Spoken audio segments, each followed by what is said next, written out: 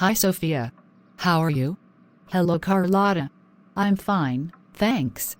And you? Fine, thanks. But tomorrow there is an English test and I don't remember the rules of the simple past. Could you please tell them to me? Of course.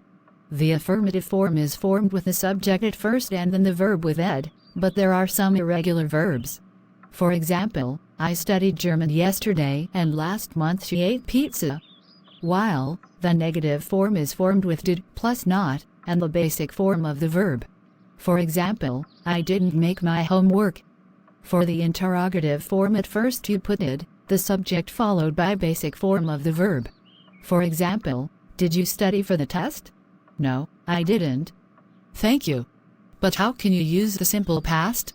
It's used to describe an action that ended at specific moment in the past with expressions of the time such as yesterday evening, yesterday, etc. For example, yesterday I saw a cat. It's used also to talk about a specific action that ended in the past and to describe a series of events that have happened one after another in the past. For example, I cooked pasta and I ate it. Thank you. Would you like to have something to eat? No, thanks. Only a glass of water. Tomorrow there will be the present perfect in the test too? Yes, you're right. Oh no, I don't remember it. I will explain it to you. To make the affirmative form, followed by the subject, you must put the verb have conjugated and then the verb in the past participle.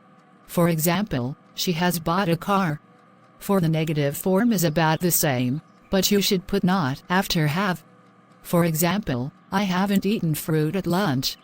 While, to form the interrogative form you put at first have, the subject and the verb in past tense. For example, has she ever read a book? Yes, she has. Thanks, is simple. But how can you use it? It's used to describe an action that occurred in an indeterminate or unspecific time of the past, therefore the action has an effect on the present. For example, I haven't been to the shop.